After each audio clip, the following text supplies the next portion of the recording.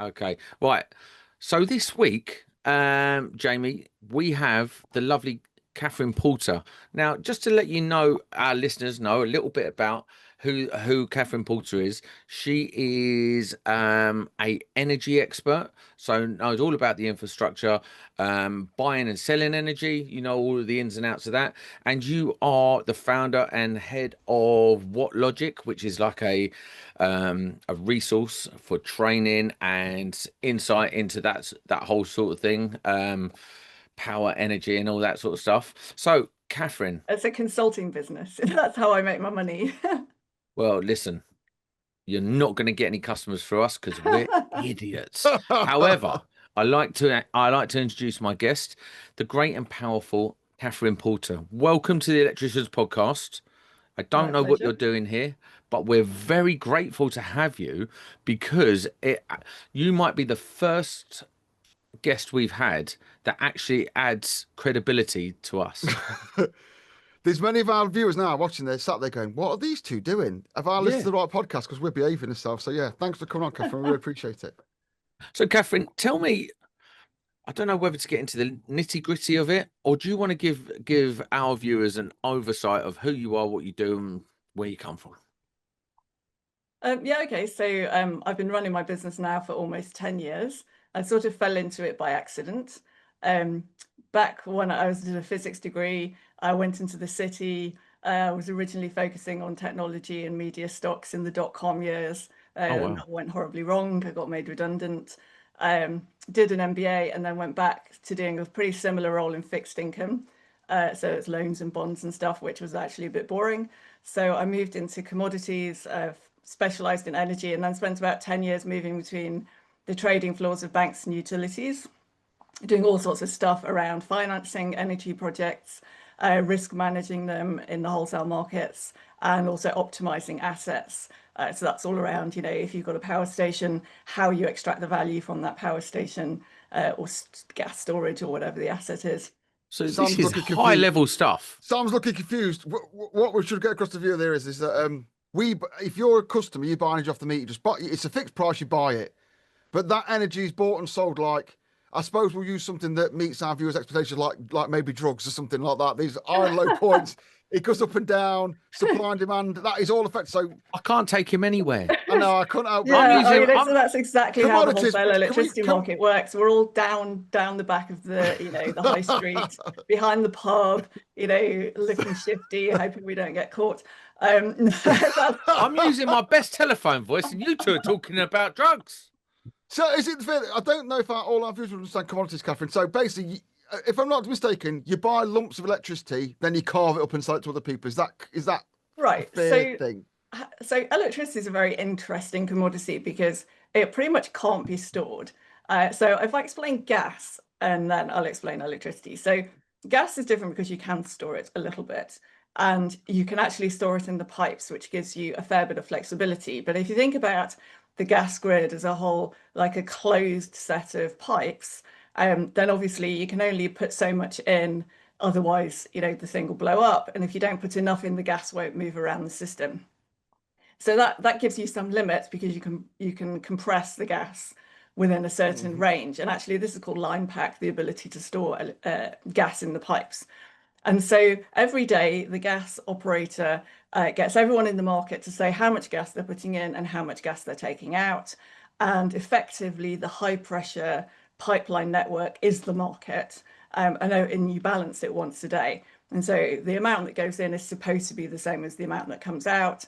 And if it isn't for any person, then they have to pay some charges for that. So it's basically the same in electricity, but you can't squash electricity, you can't put more in the wires. And if you have more generation than you have demand, then your frequency of current and voltage will start trying to speed up. And if you have more demand than generation, that frequency will start to fall. And you probably know this pretty well. Is that called inertia? Well, so inertia is the resistance to getting that excited. change that you get with conventional generators being big, heavy lumps of metal. But electrical equipment's quite sensitive to this frequency. And if you don't control it in a fairly narrow range, it's 50 hertz plus or minus 1%, then basically you'll trigger all the fail safes in your grid equipment, like transformers and substations and switchgear and all this stuff will just turn itself off, and power Simply stations. put, every time someone turns on a light bulb, something somewhere goes a little bit more torquey, doesn't it? A generator somewhere has to just turn a little bit harder to match that, and that's the same for a light bulb up to a foundry. That supply and demand must be exactly matched. So it's not exactly, but it's pretty close to exactly. Yeah. And so that's actually a pretty complicated thing to do. So you've got NESO, which is the National Energy System Operator, in their control room. They get every market participant that's trading on the high voltage transmission system has to say what their position is going to be in every half an hour, because we settle the electricity grid in half an hour chunks, unlike the gas market, which is daily. And 1 hour before what we call gate closure, everyone has to give their final physical notification. And then if they deviate from that, there'll be some charges. So if you have more in your energy account when you come to settle that half hour than you said you were going to have, you basically sell that surplus to the grid at the cash out price. And then if you don't have enough, you have to buy it from the grid, the cash out price. And the cash out price is the cost of all of the balancing actions that NESO has to take to balance the grid. Because in each half hour period, what everybody wants to do might not add up. It might not balance to zero. It sounds so like then a they'll have to racket. say, oh, you power station over here, you've got to turn up, and you over there, you've got to turn down. And then they've got to manage all the congestion on the grid. So that's when we get things like curtailment, because they'll have some wind farms in Scotland trying to generate, but you can't move the electricity because there's not enough capacity on the grid. So you've got to turn them off. You've got to turn some gas power station in England up to generate that electricity, and all of that stuff is done. So if I'm a generator, if I'm a power station, I can't just give it away without being fined. But I can't. Well, if you just started dumping electricity into the grid, then you'd get in trouble really quickly, and actually NESO would probably just disconnect you. So you literally can't give it away.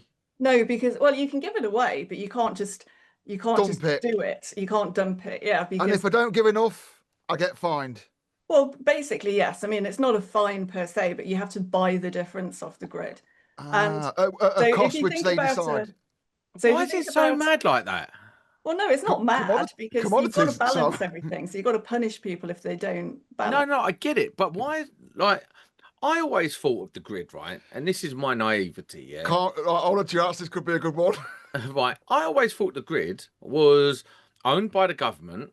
You have the power stations. They put the energy into the grid and we use it. That's what I thought. No, none of it's owned by the government, except who's in charge? Operator. We have a problem in our trade. Who's actually in charge? Is anyone actually in charge? No, that's which is the problem we have in our trade. What?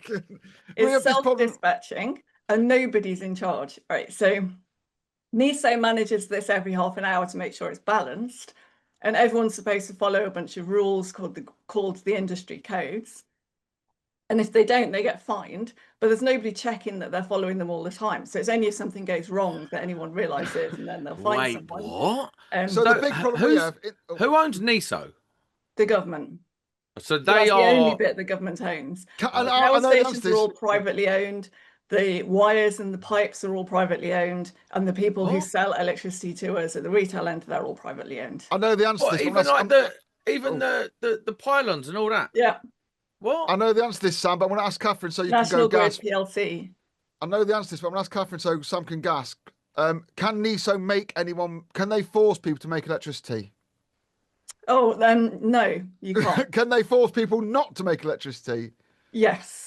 Oh, so they can't force people to make. So if everyone decides one day we're not going to make electricity, no one gets to tell anyone off. No, you can't, because they're private companies, and so but you might not be able to, right? If you're off on maintenance, then that's what I mean. Not that people won't say today we're not going to do it, but if 10 power stations happen to crash and be on maintenance, there's not enough power to provide to the grid, and there's a blackout.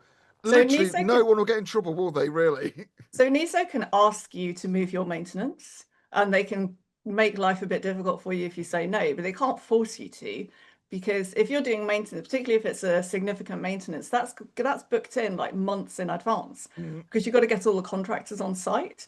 So I mean, it was just like if somebody phoned you up for a job that you had booked in next month and they said, right, you've got to come tomorrow. would you be able to do that? Would you'd be like, no, I've got another job I'm doing tomorrow. I can't just Wait, like hold change on. everything. Was the grid ever owned by the government? Yeah, so up until 1986 for the gas grid and 1987 for the electricity grid, it was all owned by the government. But then it was privatized in the mid 80s. And you probably don't remember this, but there was a very famous campaign called If You See Sid, Tell Him, which was the gas privatization in 1986. I remember it was that. the most successful share subscription in British history, still to this day. People were literally queuing around the blocks at the post office to register their interest in buying these shares when they floated on the London Stock Exchange. Kathryn, what's your opinion on that? I know it's to get romantic about like nationalisation, but Central Electricity Generating Board is lovingly remembered in the generation trade where I sometimes work. Yeah. But we all know that when things get privatised, people tend to get lazy. And well, no, I mean they have it's the other way pros around, and cons, right? The CGB, it used to overbuild power stations, so that was good up to a point, but then you can take that too far, and obviously people have got to pay for that. So yeah, if they're just going like, we'll just build, we don't care if you need the electricity or not, we're just going to build 1 million power stations, that's just going to make bills higher. They were buying coal on these coal tariffs, and actually this was really the origin of the miners' strike, because Arthur Scargill basically thought that the miners should just dig out coal of the ground. He didn't care whether you could use the coal or not. He's like, yeah, the job of the miners is to dig out the coal, and then the government's got to worry about if you can use it. Right. So that's I've got to be very careful because I'm from with Nottingham, state so I could ownership. get chinned after this podcast if we're not careful. Yeah, Yeah, I feel like Arthur Scargill was right though. Like, just dig No, he it out, and wasn't. there's your problem. Well, no, no, right, because if you don't need the coal, what are you going to dig it out for? Commodities, Sam. So, sell it to someone else, bruv.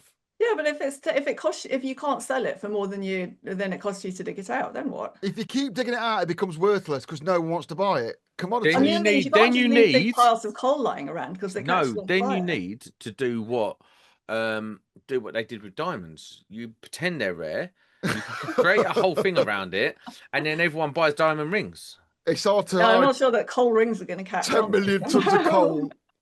So, Oh, look at that lovely sparkler. Yeah. The problem is we know Rub the this. soot off your hand. We knew this podcast was going to go in all sorts of crazy directions, go too deep. This is the problem. So, I don't even know where we are now, but we've No, got but loads listen. going off for commodities and stuff. Here's the thing, right? So you have all these private companies generating electricity, and it's all managed by NSO. It's all managed by NESO, who are government owned or government run, and then you've got all these different pipelines or cables coming from France, Norway, all these, so that like. Do different pipelines, I call them pipelines, but do different cables and different generation firms get priority because they've bunged the government more or stuff like that? There's no like, there's no like sort of favoritism amongst the generators, if you like. No, not really. I mean, a lot of it depends on where they're located, because there's some generators that need to run more to stabilize the grid in that area, or because there's a lot of demand there that needs to be met, and other parts of the country where it's less so. And so there's some generators that run a lot in what we call the balancing market, the balancing mechanism, which is, so when I've said that at gate closure, which is an hour before delivery, everyone has to tell NESO what they're going to be doing. Then NESO has to look at all of that and say, well, does the grid balance in delivery at every part of the grid? And the answer is going to be no, just from what people plan to do. So then NESO has to go, okay, right, so now I've got to turn down some power stations here, turn some up over there. Maybe overall there's not enough electricity to meet demand, so they've got lots of power stations they've got to turn up. And they do all this is called balancing actions. And everyone just puts in their prices for that. So by gate closure, you don't just say what you're actually planning to do. You say, well, if you want me to change my plans, this is what it's going to cost. And so then NESO takes the cheapest actions from all of that to deliver that balanced grid in real time. Is this actually the best way of doing it, do you think? Or is it privatized, or is what works best? So I don't have a particular problem with the way that our market structure works. I think where we have difficulties is, so first of all, we started to change the structure of the market through originally the electricity market reforms, and now that's really sort of morphed into net zero.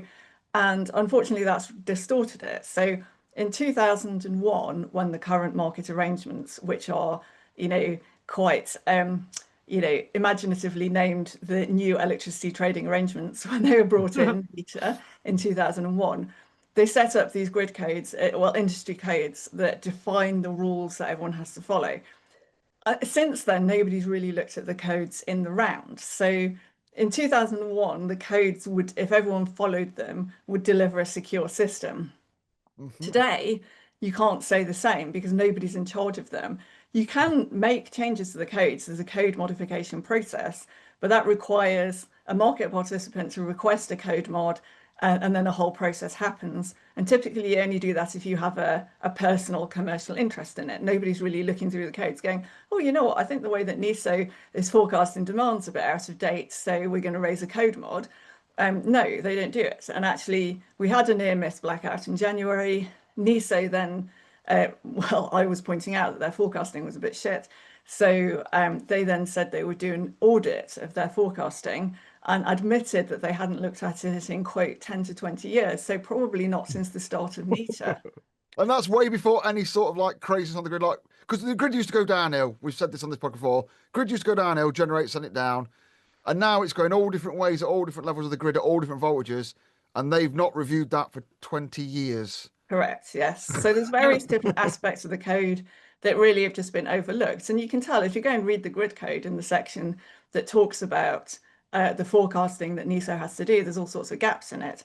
NESO can't see anything at the low voltage level. It can only see the high voltage. So all that embedded solar, those batteries, the small gas and diesel engines that all connect to the low voltage grids, NESO can't see any of that. It just looks like negative demand. And this is one of the things that happened in Spain when they had that major blackout at the end of April, when the whole of Spain and Portugal went off for like 12 hours and 11 people died. So this isn't like any kind of a joke. Part of the problem there was that prices went negative in the middle of the day. So loads of solar just turned off because they didn't want to be basically paying to get rid of their electricity. And that just, so all of a sudden, the Spanish grid operators like, oh crap, suddenly we've got loads more demand because that generation on the low voltage network, it looks like negative demand. So when you take it away, the demand goes up. And so then that made the frequency fall. And then it went, blackout's something I want to talk to you about, actually. I've been saying for about 2 years. He has been there's going to be a blackout. And I'm not putting my balls on the chopping board. I'm not trying to be Billy Big Balls. So I told everyone so. I'm trying to like give out a general warning that I think in winter, on wintry days, cold days, or suddenly hot days, we're going to get caught short.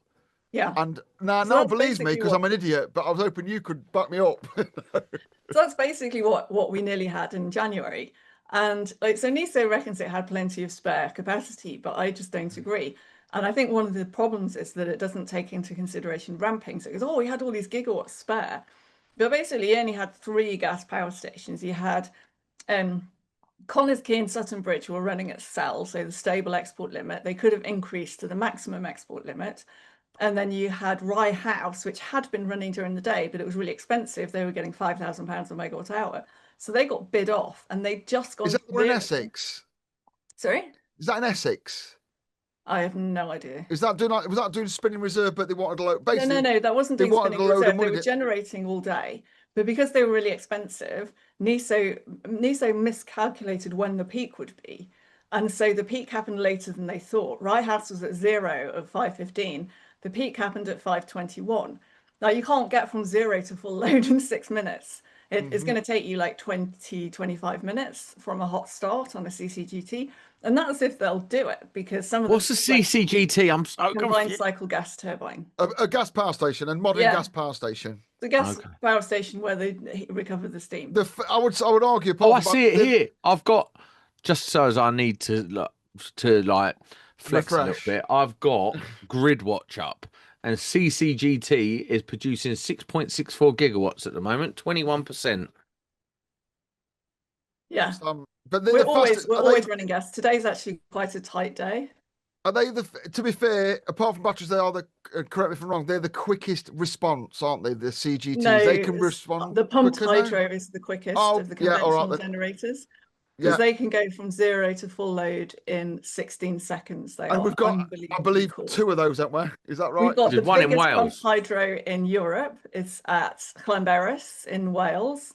It's known as Dinorwig on the grid, and that's 1,800 megawatts. They've got 6 vertical 300 megawatt turbines, and basically the water just drops through, and they can go from 0 to full load in 16 But seconds. it's antique, isn't it? It's built for the nuclear. It's built for it was built to complement the nuclear fleet, the first nuclear fleet. Is that right?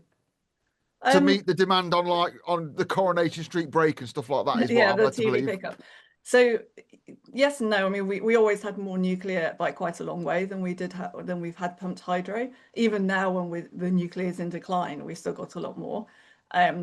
If you were going to, like, France has a primarily nuclear grid, they've got 78% nuclear, about 15% gas and hydro rather, and some other bits and pieces. They've now got a bit of wind on there.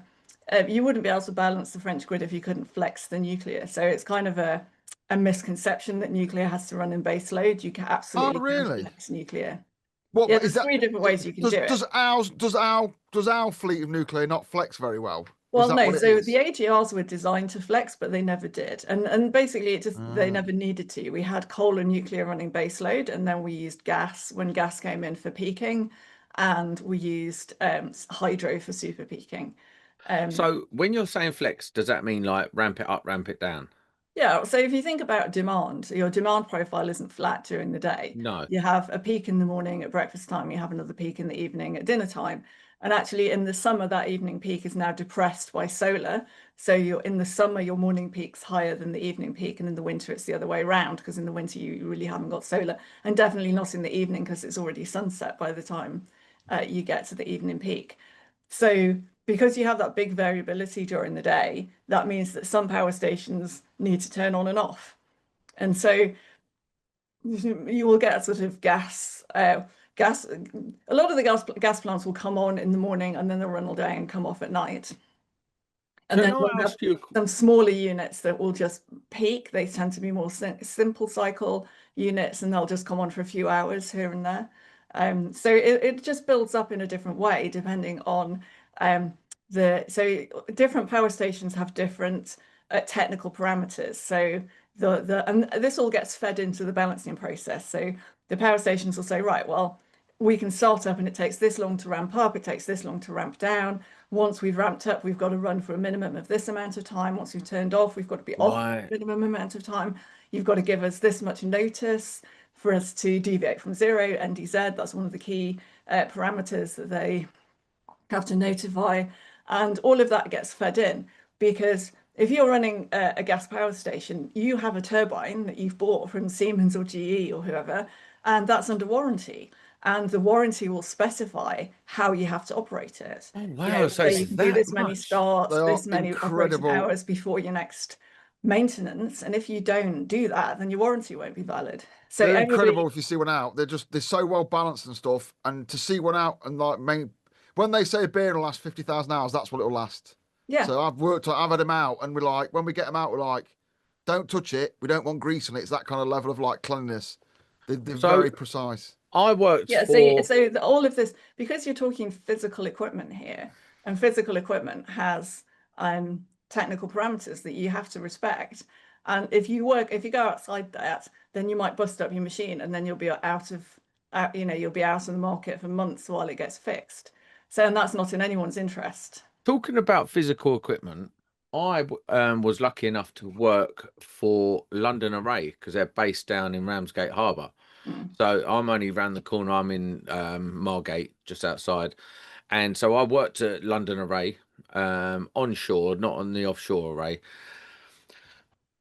Why do a lot of like people who know about this sort of stuff hate the offshore arrays and the generation that comes from them? Because at the moment I'm looking at this, they're actually producing the most 7.6 gigawatts of and 24% of what's going into the grid at the moment. That's hardly anything. But no, what I'm saying is 32 gigawatts installed wind. But that's quite good. Is it? Yeah, I don't know. 32 gigawatts installed, right? So there's 32 gigawatts of gas installed as well. If you want to run 32 gigawatts of gas at any time, you pretty much can. Maybe you can do 30 because some will be off on maintenance. But there's 32 gigawatts of wind installed, and we're only using 7. And that's But we're that's having like all a that, are we? quarter. If that's available right now, they're buying that, aren't they? Is that Yeah. how it Is works? that why people don't like them? Is because they're not Well, that the good, capacity factor of wind is 35%. So it right? basically is only going to work a third of the time. These things are really expensive to build. They use a huge amount of minerals and metals that all is really polluting to produce. It's like 15 tons of copper per megawatt of offshore wind. It's crazy. Right, so they need a subsidy to work. The subsidies are going up. They're not Oh, coming down, really? they're going up. We started subsidizing wind in 1990, and we're still subsidizing it now. Now they want to sign up 20-year contracts for these things. That's most of the life of the wind turbine. And, you know, for something that only works a third of the time, then they're way more expensive to connect to the grid. Because if you want to connect a gas power station, you need one grid connection. And say that's like 700 megawatts or 800 megawatts. To get 800 megawatts of wind, you're going to need 60 turbines, but it only works like 2.5. You only get you get 2.5 times more electricity per year out of the gas power station. So you need like 150 So you've got to turbines build to all give the you the infrastructure this equivalent. big for this Yeah, much. exactly.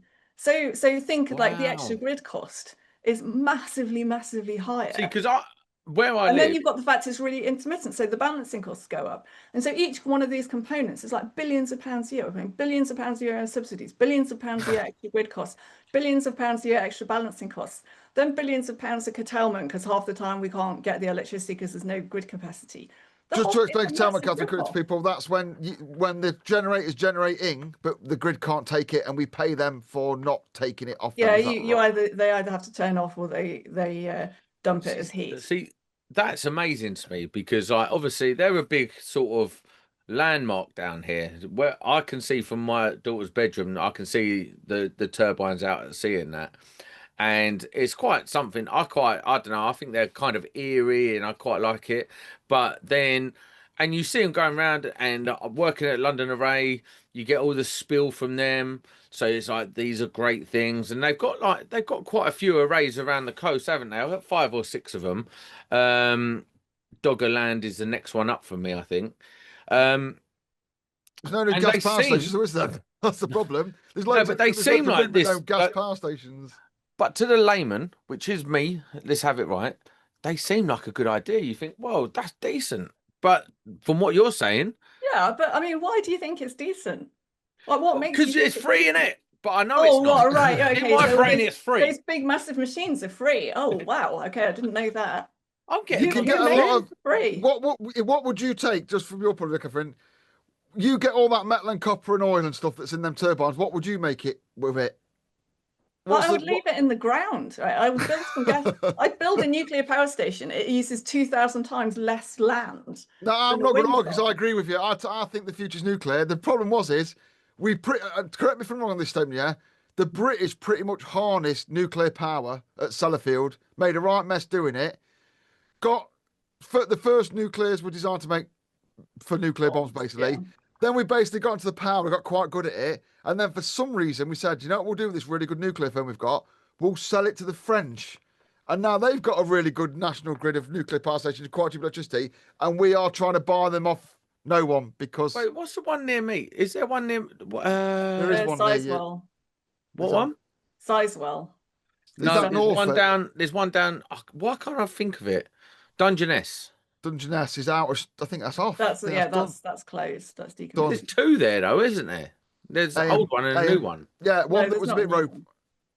There's a new. Is No, there not two? we've got 4 AGRs, which are Heysham 1, Heysham 2, Hartlepool, and Torness, and then we've got Sizewell B, which is a pressurized water reactor. Is that And it? yeah, Is that's that it? Oh, really? I thought there was And more everything than except for Sizewell B is closing by 2030. And Hinkley Point C, which is in Somerset, that's currently under construction. That they say they're going to open that in 2029, but nobody believes that. It's going to be that. 2030. Can we ask your? Can I ask your opinion on side on? I forgot the name of it now. I'm getting Sizewell on with it. C? The new one. Yeah. So look, I'm really in favour of nuclear, but the EPR is not a good technology. We should be building the KEPCO APR 1400. They built those already, 8 of them, Average build time, 8.5 years, average cost $5 to $6 billion US.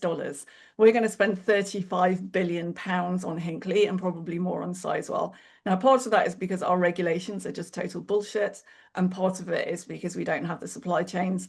But we've lost the skill, haven't we? Is that fair to say? We've literally not built one for so long. EDF's been actually EDF's been doing a pretty good job of building that back up at Hinkley. But we really need, if we were going to do a serious nuclear program, we'd hire KEPCO to build, 5 or 6 reactors, and we tell them to bring their own people for the first few. Yeah, definitely train people here, but don't let lack of skills in Britain hold that back. Where are KEPCO? Because we need the electricity. KEPCO are from the South Korean, aren't they? Yeah, they've done. So, tell me this, right? You have this incredible knowledge about the industry, and you're quite like you've got some reservations about how it's being done at the moment. Quite why are the government, and I know the answer to this, useless, really, but why are they not? Why are they not talking to someone like you and saying, "Well, how do we fix it?" And then you tell them, and they go, "All right, sweet." What is the major malfunction there? Right, so that major malfunction is what you said before. It's like, yeah, but the wind's free. And yeah, the wind is free. People as dumb as me running the country. Yeah, so the wind, right? But no, because don't say yeah. They want to believe it, right? Because it sounds nice. To be fair, wind is free. There's loads of it, but to harness the machine you've got to use to convert that wind that's free into electricity, that's not free. That's actually really expensive. And the other infrastructure that you need to bring that electricity to consumers and to make sure they have it all the time and not just when it's windy, that's also really expensive. You know those massive ships they build, like the Disney, what's that Disney one called? The massive cruise ship. Huge. The big cruise ships they build and the big ocean going. You know the container ships, like what's the one that landed in the canal? The Evergreen, yeah? If wind was cheap, they'd have sails, wouldn't they? They wouldn't burn heavy diesel oil. So if wind was cheap, there would be no motor-powered boats because there's fucking loads of wind offshore. So when you think about it like, oh, hang on a minute, the wind is free, but to get it to move a container ship, that's not the only wind that moved that container ship was shoved into the bank, which cost billions to fix. So yeah, I always think, well, there's no sales on them, is there? So it can't be that free. But no, that is a really funny point, and you're a dickhead for making it. But it's just not. It's not. I think the point is it's not efficient. And, if you're going to have, global trade with massive container ships, so first of all, the size of the sails you'd need to actually be able to move those ships would be insane. But second of all, it just back in the day, the ships would get stuck in the doldrums because there'd be no way over floating for how weeks in the middle of the ocean. For 60% of the time, as you said already. So that's not going to work, is it, when you've got global just-in-time supply chain? All right. So what about? All right. Well, we better have an engine and diesel and. What about tidal power? All right. Good. Everyone talks about this. That's there all the time. 2 tidal schemes that are in operation anywhere in the world at grid scale, and they're small. They're just 250 megawatts. Right. So if tidal was so easy and so obvious, there'd be more than 2. They'd be everywhere. So why are there only 2? I did watch something. It's there's this boat thing, and it sits in this real. It's like a really treacherous bit of. Treacherous. You answer your own question. Yeah, salt water and mechanical movement. That was a big problem of it. Yeah, that was a big problem of it. If it weren't for salt water and mechanical movement, it'd be great. But there's loads of salt water and mechanical movement, which is. You can imagine salt water and mechanical movement in a car. That's how tidal generators feel.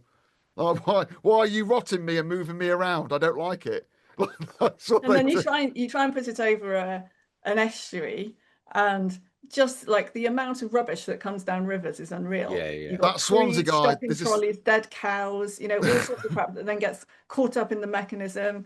And these tidal estuaries are really sensitive ecosystems, so you don't want to kind of mess around with them by building. I never get that. It's like, oh, we don't want to dam. But then they'll build that nutcase guy in Swansea. I'll call him a nutcase, so you don't have to. Yeah, he needed a 100-year. Wanted to dam up the whole of the estuary, and they've we don't want to build a dam here because it will affect the wildlife, but we can fill an entire estuary because that's okay. But I want to ask you because I've got a better question. No, me first. Do you How do you find, know? Chris- He hasn't asked you. do you find, I already know. I find when I speak about some things that you've done in your other podcast, yeah, that green people hate you. Because do you think that's just because I find as well, I get there tonight, it's just because when you start speaking facts, people just don't like it. How ignorant are the green people, in your opinion, for when it goes like, do you find them incredibly ignorant because they just don't accept that commodities, maths, and physics exist? Yeah, so you start with, oh, the wind is cheap, wind and solar are cheap. So then you prove it's not. So then they're like, oh yeah, but fossil fuels get subsidies, and then you prove that they don't. And then they're like, oh yeah, but they're destroying the planet. And then you point out that the UK is responsible for 0.8% of global emissions. And so we could go to actually zero and it makes no difference to the climate. And you also point out that our policies are causing deindustrialization, where the industry just moves to places with dirtier energy. Which is the massive problem, is the fact that we can't make any. We can't make anything because electricity is too expensive. That is the big bee in my bonnet I've got. And then they start calling you names. Do you have solar on your house? Like literally, they start calling you names. Have you got solar on your house out of interest? Have I got what, sorry? Solar on your house? Is it no, I have a thatched roof, so I can't have solar. Oh, there you go. Which I don't, because I really don't want to buy stuff made by slaves in China. So fair point. I've got two Jamies on there. Right, I'll tell you what, right? So I don't just apply that from energy. I buy pretty much all of my clothes secondhand because so much cotton now it comes from China. And when you're buying stuff online, you often don't even know the country of origin. So to avoid supporting that industry, I just buy stuff secondhand. And that's fair because, like, if we had like, I don't know, if you got a vegan who won't wear leather and all that, and they're really into it, they don't eat meat, they don't eat stuff like that. Well, yeah, and then no, but if they actually do all that and go, I don't buy, you have to respect what they're saying, because if they actually carry it out, I've got respect for people that actually say stuff and do it. So, like, I'm a vegan, I've got my own chickens, or I don't know, or whatever, I've got my own thing. I get it, but when people link, you're vegan, you ain't eating chickens, are you? No, exactly. I mean, like, some vegans will read their own chickens and eat eggs. Well, they can't. Well, they're not allowed to eat eggs, bro. Because they look after them themselves. But you know what I mean? Vegetarians can eat eggs, but all right, they're growing fucking carrots then. But what I'm saying is, if you practice it and you preach it, I'm not bothered. It's when people go to me go, oh, my car's so green. So you've got the dumbest statement of the podcast now. If a vegan's growing its own chickens, yeah, that's it. Now you're finished. I'm on the spot. If I was still making t-shirts, thanks for not dwelling on it, Sam. That's really good of you. But listen. Well, no, a good example of this is, right, the Just Stop Oil mob. And they're like, yeah, just stop oil. And they post it all over social media. And you're like, okay, you do understand, don't you, that to use social media, you're using oil. And then AI is churning up electricity. The AI electricity problem, which people are going to face the reality of soon enough, is going to be carnage. Not just that, though, is it? All of this stuff is made out of plastic. All the wires, all the cables, everything. Plastic. Where does plastic come from? Oil. And are you going to hospital? Good luck finding something apart from the people that's not made out of oil. Almost every medication that we have is made out of oil. You go to get chemo, you're going to walk through a door made out of oil, over a floor made out of oil, past walls covered in oil, look through windows made out of oil. You go sit on a chair made out of oil, when a tube made out of oil connects you to a machine made out of oil that brings drugs made out of oil into your body. I think people forget that the byproducts of oil are very useful. The byproducts of oil are very useful. Maybe misused as well. They're not byproducts. They are products. Oh yeah, that's true. Yeah, I didn't think about that. Jamie, you're really bad at over talking our guest today. I'm going to punch you in the neck. We can't because you're in Kent and I'm in Nottingham. So, but I think you will eventually. You've got very long arms. Yes, it's a virtual punch. So here's something else, right? Just put him on mute. I don't really understand what net zero is. Can you break that down for me? All right. So the idea is that we'll reach net zero greenhouse gas emissions by 2050. So that means like net neutral. Zero, we mean that yes, we'll still actually emit some greenhouse gases, but we'll have other stuff that absorbs them. So we might do some carbon capture, we might plant some trees. And so overall, if you take what we emit and then what we can like take away, then that would be zero. It sounds lovely, no? Well, yeah, so that's why people like it. They're like, oh yeah, that sounds so nice. What kind of an asshole doesn't want to save the planet? But then when you look at what it takes in practice, and what it actually means, because what we actually measure, so that target is territorial production emissions, it's not consumption emissions. So if you just move all your production to some other place through deindustrialization, you can meet the target. Greenwashing. It doesn't matter if called? overall global emissions go up in the process. You can go, oh, you know, I met the target, aren't I amazing? So one of the things I understand that goes on is each country is given a number of credits, green credits. And now if you don't use all your credits, you can sell them to China, who then can use their green credits and stuff like that. So it's all a bit of a nonsense, really, net zero, isn't it? So this rush to net zero by 2030 is more of a all right. So the 2030 like target's a bit different. So that's, they want to be 95% decarbonized in the electricity grid by 2030. This is a total fantasy. That's not possible. Yeah, it's a total fantasy. It's never going to happen. So But the one trouble we is, have regarding that is trying the cars. to make it happen, they're going to waste a huge amount of our money. The one we have in our trade is the cars. We know we are on the tools electricians, yeah, and we've got people that watch us that do grid, like low voltage electrical houses, yeah. We know 50% of the people, even maybe 30% of the people, can't have a car charger, and it all work. And we're like, and they keep going, everyone's going to electric car. That's great, but where's all the infrastructure going to come from? And then we just get nothing. Yeah, like, we know they won't work. I'm sitting here at the very end of the grid. I'm the last house on the network with a little single phase supply that comes over some fields and an overhead cable, and you know, any strong wind, it just knocks it over. So yeah, I even if I wanted an electric car, I couldn't get one. We know we are still waiting as a podcast. Like, we have loads of EV stuff and we deal with it as the trade. It all gets rinsed by Octopus, but that's a different story. Don't get me started on Octopus. But like, we know that I don't think even 30% of households in the UK could have an EV car charger and they work at night. But no one will just go, yeah, you're right, or no, we can't do that. It's going to go, oh, well, so I've got a question for you. 5 years. Does anybody talk about where the isolation switches go for the EVs? There isn't one. Yeah, well, do you mean like the outdoor fuse boards? Outdoor fuse boards and stuff. Yeah, so there was a huge house fire in Germany a year or two ago, and it happened at night, and it was an EV. The house had an EV and solar panels. The fire was so intense that the solar started to activate. They couldn't use water. The fire made the solar work. Yeah, they couldn't find the isolation switches for the EV or the solar. They ended up having to turn off power to the street before they could tackle this fire. So in the UK, we don't have isolation switches. Well, sort of. We don't have to provide isolation for an EV charger, but sometimes they fit the fuse board outside, which I hate.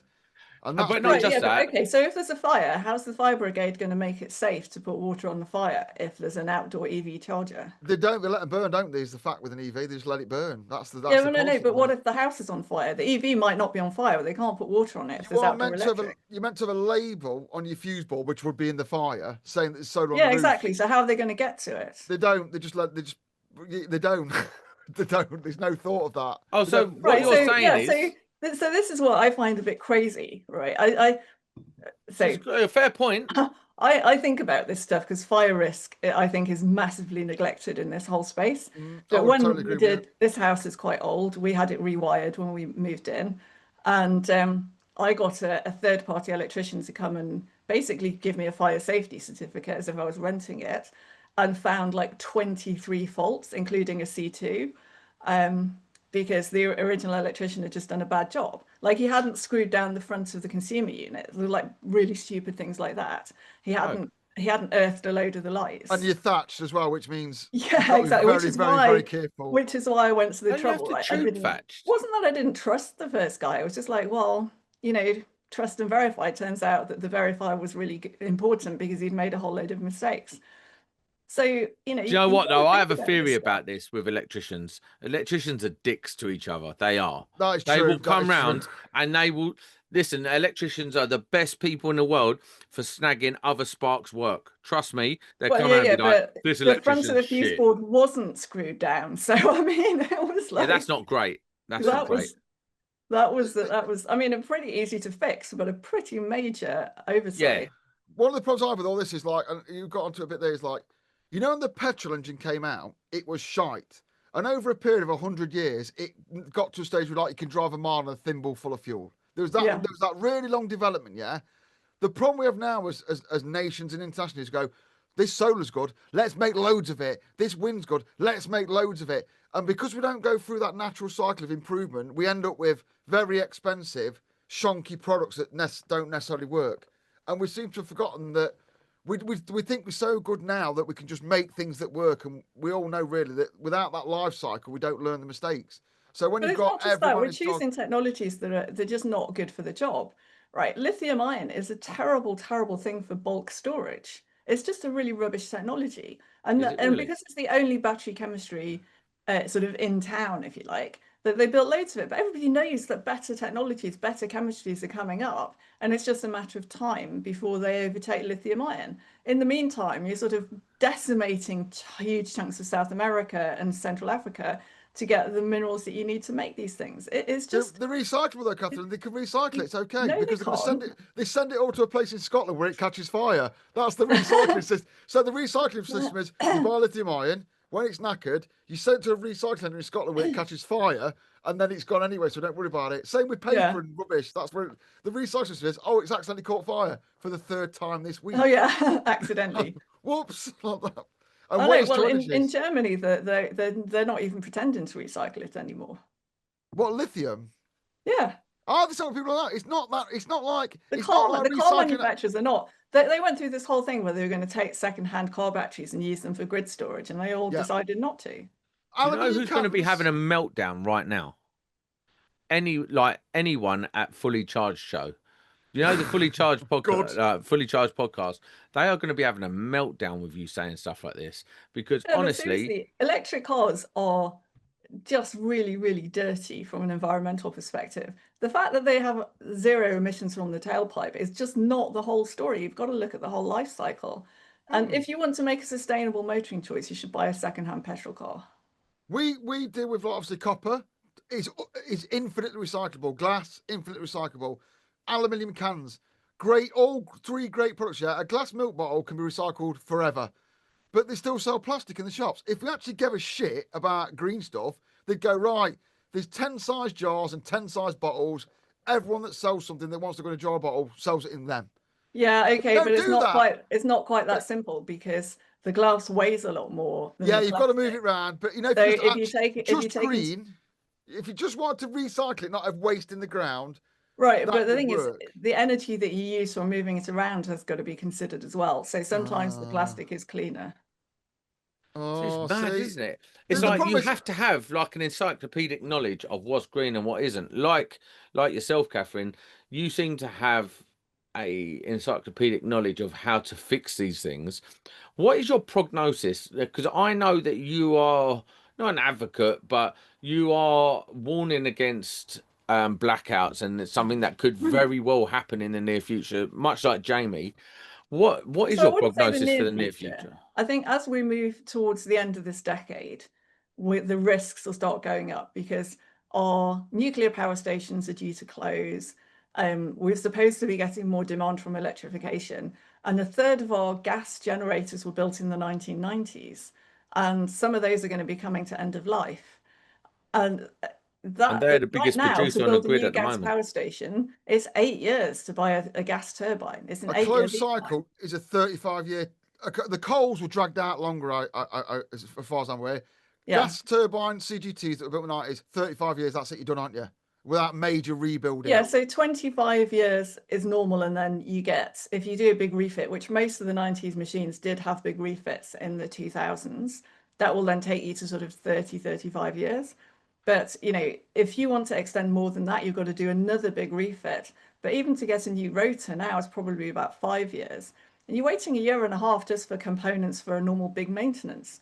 What I find amusing is Ed Miliband's going to keep all those mothballed for when there's not enough power for wind. No, you can't have it. Like, so that again is another myth. Like, that's not how CCGTs work. If you don't run them every week to 10 days, you start getting problems with your boiler chemistry. Yeah. So either you've got to keep running them, or you've got to put them in preservation, which involves nitrogen blanketing and all this stuff, which is kind of expensive and fiddly.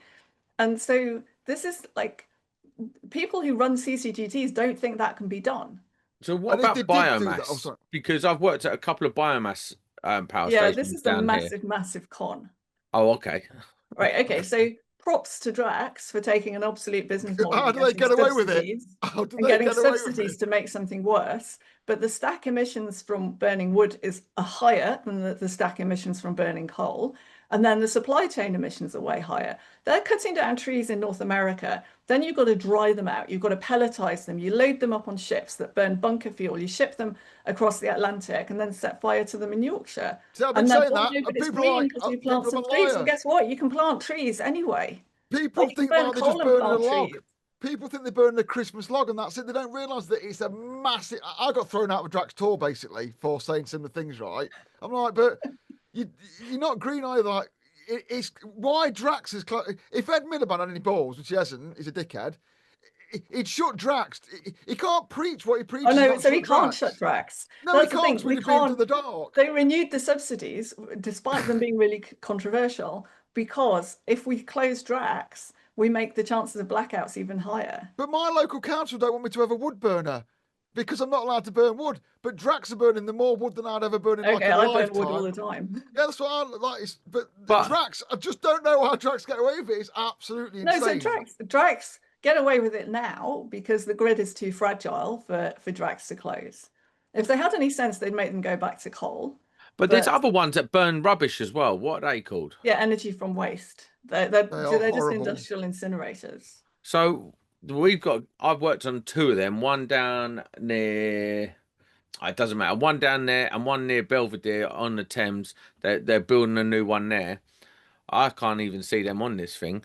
But Because they're so are they going to be the solution? Build a load of them and just burn them off? I don't know. No, they're not going to be the solution because you're not going to have enough waste to do that. But because we're running out of landfill, we've got to do something with our rubbish. So we might as well burn it and generate. They also take electricity from huge it. amounts of calcium carbonate, don't they, to desulfurize it and all that. They take a lot of dust in to mess around with. I thought we used to use calcium, I think, to desulfurize our gas. I worked at a waste to energy. I won't name it because they'll try and sue me again. Where we burnt cows, 40 cows an hour.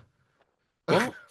We burnt cows. We burnt rendered. So when they render the cows up, all the bits no one wants, they render it to like a substance like peat, and we blew it into a furnace and we burnt 40 cows an hour. Made about, I think it's 5 gigawatt. It was horrible. Every day smelled like a barbecue.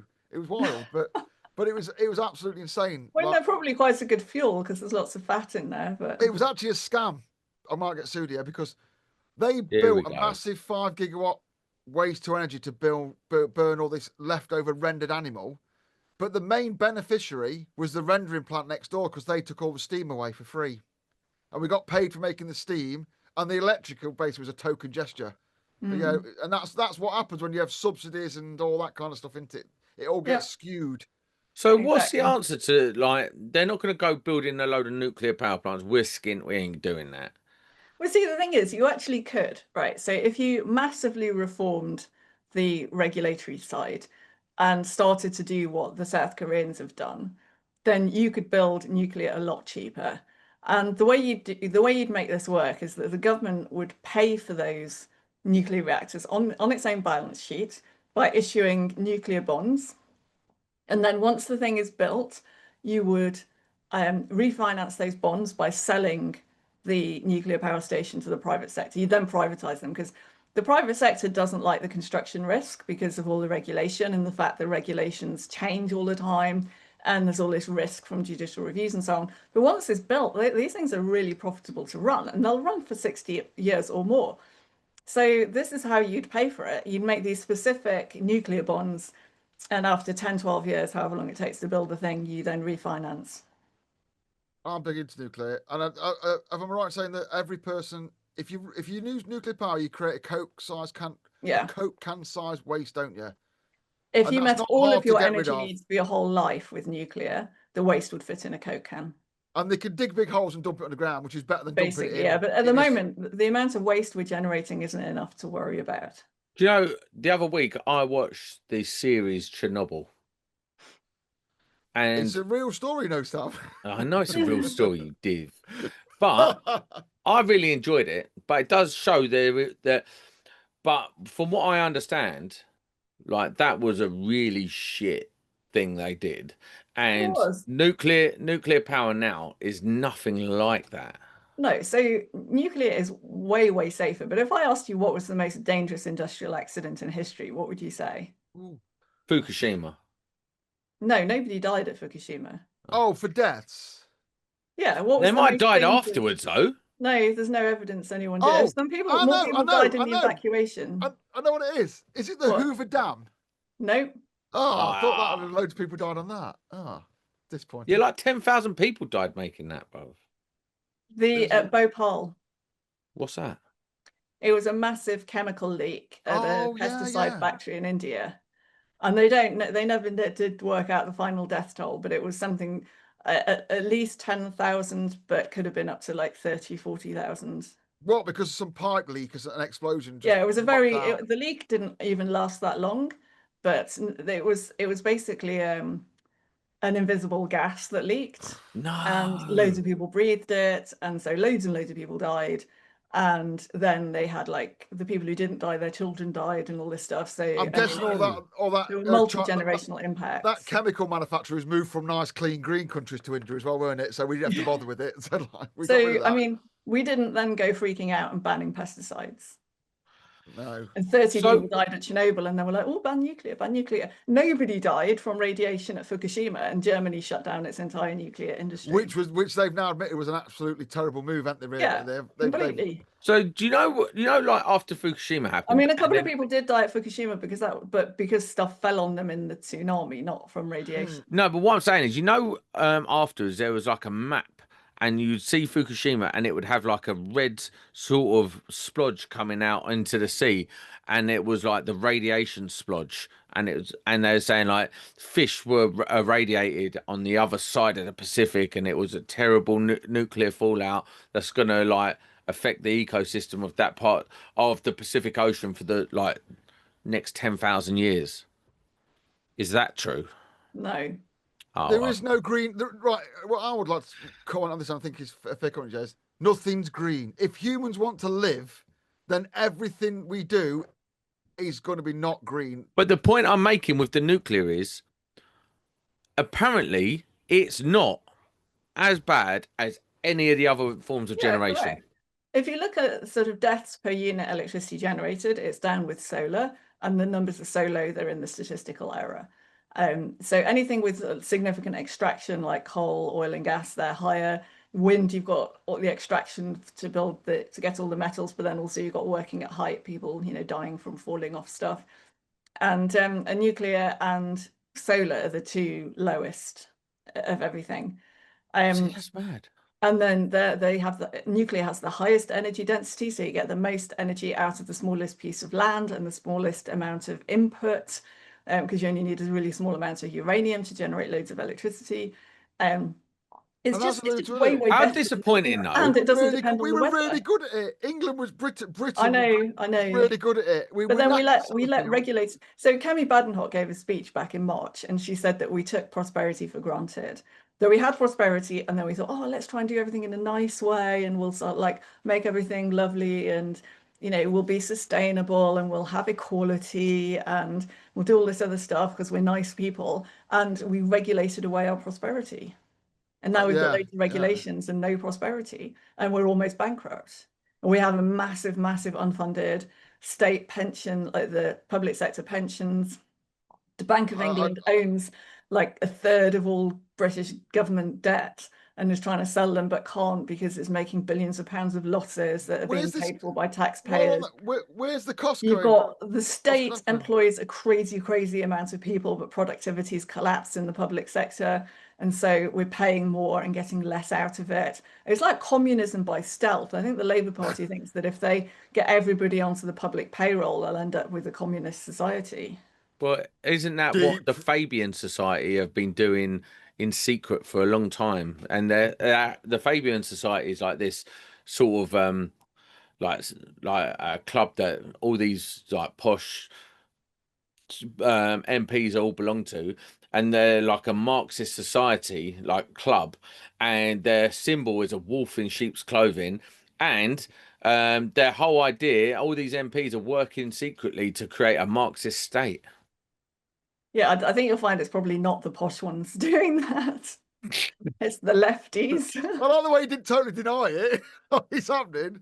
But Okay, well, so I'm not denying or confirming, obviously, the because it's a problem is conspiracy theory. So one thing I've got to Yeah. ask this, right? Because I've got to do on an interview and I've got to ask this, yeah.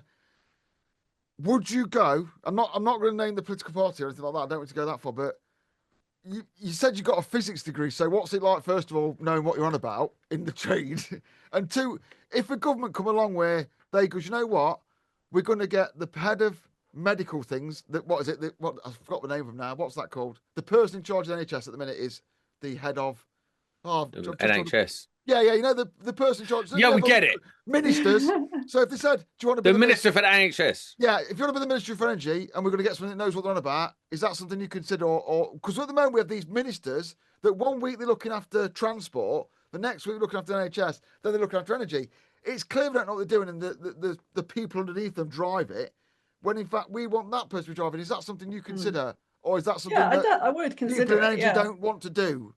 I would consider it. And I've said that I'll work with any political party that wants to engage to get policy right. And I do work with a couple of them, but not Labour. Now not the Lib Dems either. My local MP here is a Lib Dem. And I'm on the council for one of the all-party parliamentary groups for energy within Parliament.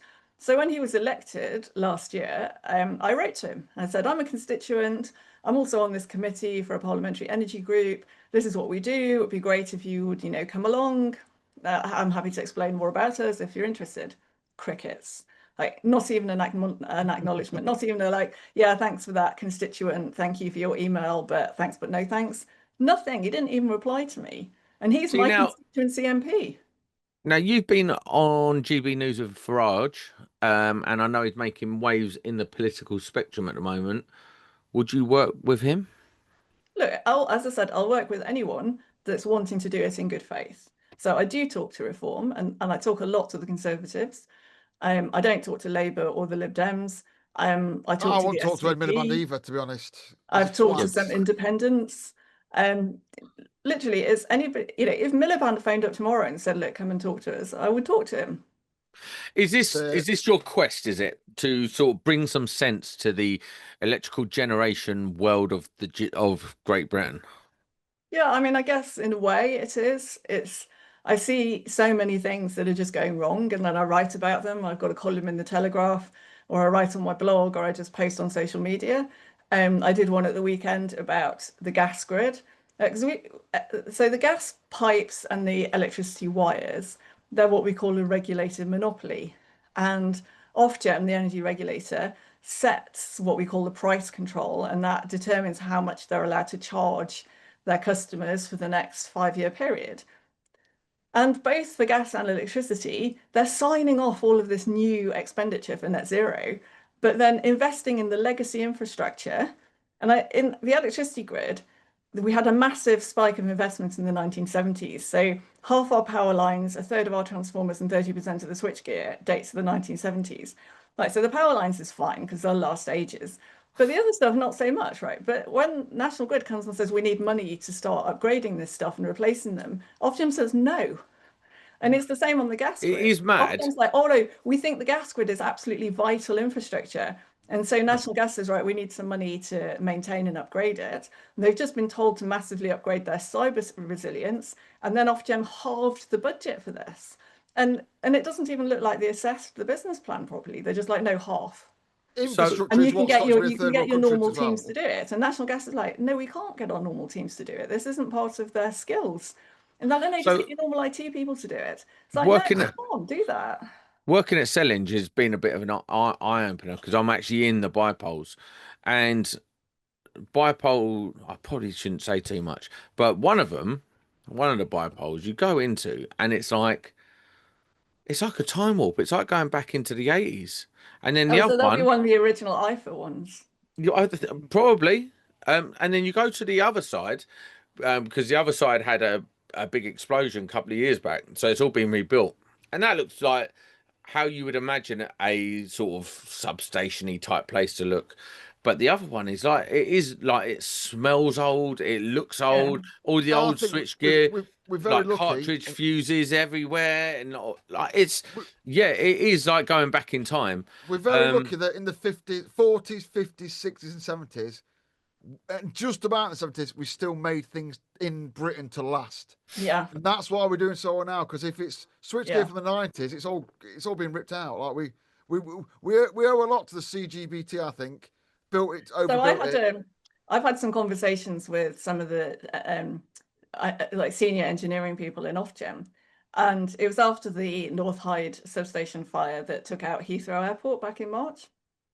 And so I was saying, look, this whole asset management thing, you're just not doing it right.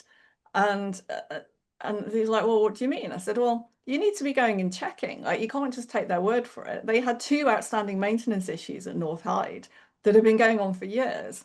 And they'd given that transformer an end of life score of, I think it was like 16.5. So 0 is brand new and 100 is like, you need to replace it now. And the thing had been installed in the 1960s, and they were treating it like it was almost new. And obviously it wasn't. Like, so I was like to Ofgem, why are you not looking at this? All you're doing is telling them they can't have the money to upgrade their legacy grid. But honestly, like, somebody could have died when that transformer exploded, and you would definitely be blamed for that as the regulator, because you have a duty to protect consumers. And normally you think of that in financial terms, but not killing people is pretty fundamental. Like, protecting people. But I feel like them getting in trouble is such a temporary thing. It's like no, but it's not about them being in trouble, right? The regulator should be checking this stuff. So they should be doing inspections like you would with a financial audit. So I worked for an auditor back in the day, and if you wanted to audit somebody's fixed assets, and you were doing it just to say that their assets were how much they said they were worth, how much they said they were worth in their accounts. So what you do is you'd say, okay, right, this company's got thousands and thousands and thousands of assets. We can't go and check all of them. So you choose a sample. And so you read the paperwork that says this is how we, like, our policies around assets, this is how we treat them. Then you will choose your sample, and then you'll look at all the paperwork relating to those assets, and then you'll actually go and inspect them. And this is what Ofgem should do. They should read the board minutes of National Grid to find out, have they changed their asset policies? They read the policies, they go and select some samples of assets, so many transformers, so much switchgear, so many whatevers. You go and inspect them. Now, you're not going to find every type of problem with inspecting them. You wouldn't have found moisture ingress in the bushings from looking at the outside of a transformer, but you definitely see other things. You'd get some sense of site security, for example. You'd get some sense of how it's being maintained. If you've done the paper trail work, you'll know whether there's outstanding maintenance issues relating to that, and then you can look into it and correct it. And I said, you as the regulator should be looking for all the ways the system can break. So there's 2 really good examples from French nuclear here. One is in the mid-2000s, they discovered that for decades, the companies that provided the steel for their reactor pressure vessels had been falsifying the metallurgy data, and that the steel had too much carbon in it. And carbon in steel makes it brittle. So that's really not something you want in a nuclear pressure vessel. And this fraud had been going on for decades. It was only in France. And so I was like, how is EDF not doing independent metallurgy on this really important? Yeah, just rely on it's okay. That's all they do here. So here in Britain, they were doing independent metallurgy, but not in France. So then the French regulator made them close all of their reactors, not all at the same time, but they had to take everything out of service to test the metal to find out whether it was up to scratch. And even though they found excess carbon in quite a lot of them, they then decided, well, it was probably safe, but, you know, like, don't do it again. So that was the first thing. So has there been a massive fraud that affects a whole load of critical grid infrastructure? The second one is, a couple of years ago, they found that in the P4 and N4 reactors, they discovered that as they aged, they started to get stress corrosion in one of the primary cooling circuits. And again, they had to take all of those out of service for testing and remediation. So this was like an age-related defect that was emerging in certain types of components. So again, what happens if we've got that in the power grid or on the gas grid? You know, what's Ofgem doing? We lose a load of a big lump on, yeah. I think they're just rolling the dice and being like, well, I hope it's all right. Well, I think so. As I said to him, you need to have people who sit there thinking about all the different ways it could be going wrong. What if the CFO of Octopus is a crook and he's just stealing all their money and their accounts aren't real. Now, I'm not for a minute saying they are, but that's the biggest supplier right now. So if they went bankrupt, that would cost a huge amount of money to the market.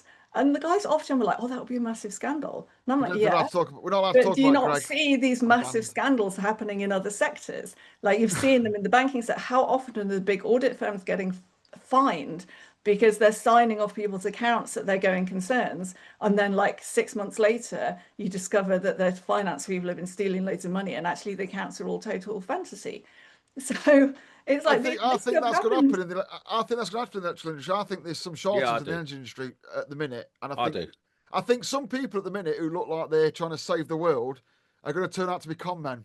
Yeah. Well, okay, so I'm not trying to point fingers here. I'm just giving an example. Jamie hates if you Octopus. Look at this stuff from a risk-based perspective, and you think of the different types of risks that you see across different sectors or in different parts of the energy sector.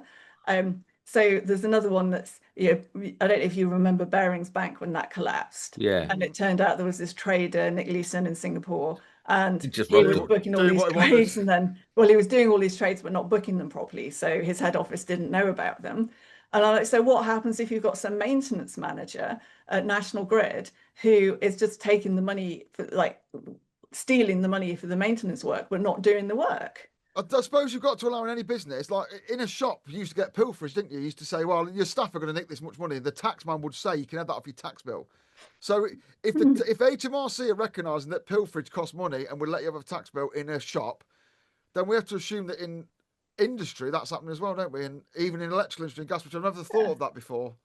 So if you're going to be a prudent regulator and you're thinking all the different ways that the sector that you look after could break and cost people money or cost them safety, physical safety, you should be thinking about all these things. And then not just saying, oh yeah, that'd be a huge scandal. Well, yeah, it would be a huge scandal, but that doesn't mean it can't happen. We've seen it happen in other sectors. Don't assume that energy is going to be immune from this. What happens if somebody in the regulator's corrupt and is taking backhanders to look the other way? You've got to think all these things through, and literally that's what proper risk management should be. As a regulator, you should be looking at all that stuff. And yeah, they're not. I didn't think of any about that stuff with Grid. I just think infrastructure is bad, but I never considered that it could be bad because people are defrauding it or something like that. I never thought. Well, it could be fraud. It could be manufacturing defects that people haven't identified or they've kept quiet about. It could be age-related defects, that certain stuff is fine until it gets a certain age and then it's not fine anymore and you just didn't know because that's a really difficult thing to test for. If you think about how solar's impacting flows on the grid now, you've got some substations that are going from import to export in a really short space of time because solar ramping is quite quick. Yeah, and that's going to put huge thermal and mechanical stresses through transformers. What does that do to them as they age? Like, I haven't seen any studies on this at all. I've got a theory on this, right? I know someone that turned their TV off every night, right? And it broke. And I know people that leave their TV on standby and it didn't break. And I say a power supply getting hot and cold will break quicker than a power supply left on. And that's the same substation. When it's going all the way through one way and then all the way back, that doesn't do the transformer any good. And I think, well, that's just a TV on standby type thing. I know. And if your transformer is built in the 60s or the 70s, where it's never even thought about, because this is all new. This is the same when we had the car engine going from really bad to really good over a long period of time, but we're ramming in loads and loads and loads of solar around me, and it's like, well, will the infrastructure take it? And I think we're in a wild west, but people won't believe it because it's green. Well, my thoughts are Kathryn Porter for Energy Secretary or Energy Minister, and I think on that note we'll bring it to a close. Kathryn, this has been a mind-boggling session. If I'm honest, I've got lots to think about. I do feel like I've been enlightened. I feel a little bit worried for the grid. I feel like, what are we just? It's like we're sort of walking around like that with the grid. Don't want to know. We just got to get there. And it's quite worrying. It's quite like the whole thing's quite worrying. I don't think we've got any plan to sort of generate in 10 years' time. And I think it's just a load of old bollocks going on.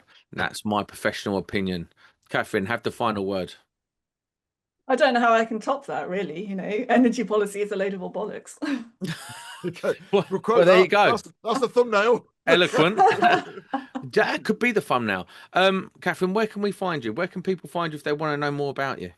So either you do? Google my name or What Logic. You'll find my website, and I'm all over social media. I have a YouTube channel as well. Although I've been a bit busy to post anything in the last few weeks. I will link all This that in the month is show notes. manic. I'm doing that many podcasts and been at some of the party conferences and loads of other We've been conferences. trying to get you on for months, but I just want to confess it to you. I did a podcast about energy where I went on a sort of semi-energy expert because it's my old trade, right?